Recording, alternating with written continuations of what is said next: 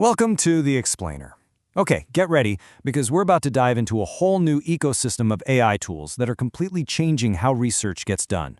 We're going to build your new AI-powered workflow step by step. So let's just cut right to the chase with a big question. Because in 2026, the old ways of doing things, manual searches, digging through endless PDFs, they're not just slow, they're becoming obsolete.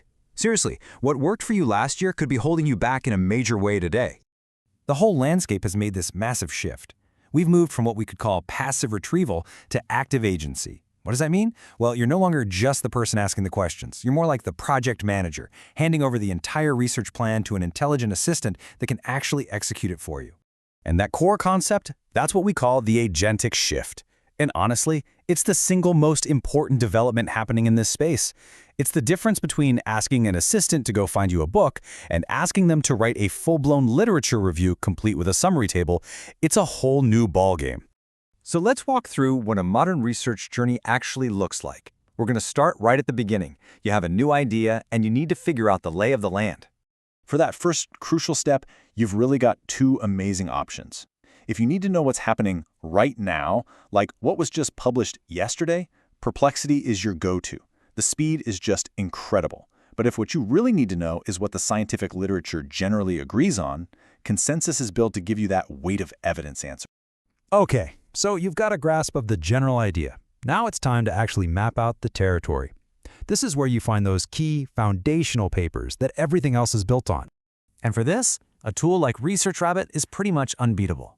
The whole Spotify for papers thing is the perfect way to think about it. You give it one seed paper that you know is relevant, and boom, it visually maps out all the related work, showing you the entire conversation in that field. It's fantastic. And we absolutely cannot forget the unsung hero of this whole ecosystem, Semantic Scholar. It's this super reliable, free engine that actually powers a bunch of the other tools out there. Its AI summaries can literally cut your reading time by hours, and its algorithm for finding influential papers is often way better than just looking at the number of citations. So now you have your library of papers. This is where the real work used to begin, right? Pulling out the actual insights, the numbers, the methods. This is the part that used to take weeks. Now it can take minutes. If you're doing any kind of rigorous, systematic work, Elicit is basically a mandatory tool at this point. It's moved way beyond simple summaries. We're talking about true data extraction now. There's a reason it's considered the gold standard. And this just shows you its power perfectly. You can literally give it a folder with 50, maybe even 200 PDFs and ask a super specific question, like, hey, for all these papers, pull out the sample size, the p-value, and the methodology. And it will just do it. It will go through every single one and spit out a perfect, organized table. The accuracy is just astonishing.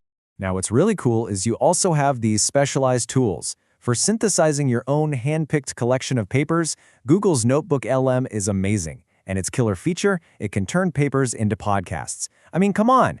And then there's SciSpace, which is your best friend when you hit a super dense technical paper. You just highlight an equation, and it explains it to you in plain English. It's a lifesaver.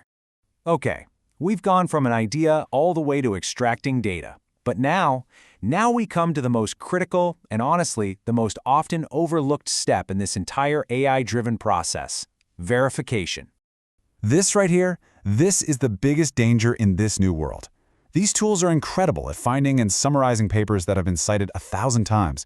But here's the thing, just because a paper is famous doesn't mean it's right. We fall into this trap of black box thinking, where we trust the AI's output without really checking the foundation.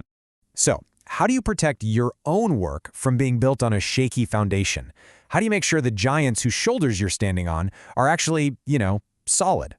You need a tool that's designed specifically for quality control. You have to understand the context of the citations, not just the raw number. It's all about checking how a paper is being cited.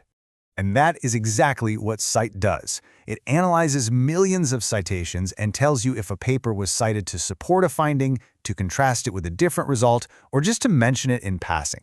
This context is absolutely crucial because it can instantly show you if a famous paper has actually been challenged or even debunked by later research.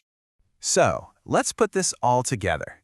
We've seen a bunch of powerful tools, but the real magic happens when you combine them into a smart, repeatable workflow that you can start using right away.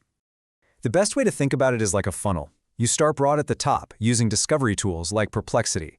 Then you narrow down and map the specific field with ResearchRabbit. Then you go deeper and extract the hard data with Elicit. Crucially, you then verify your core papers with Cite.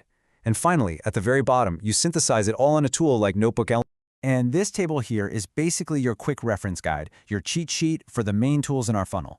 It's really important to look at that critical flaw column because remember, no tool is perfect. Elicit is powerful, but it's very specialized. Consensus is great for fast answers, but it can sometimes oversimplify things.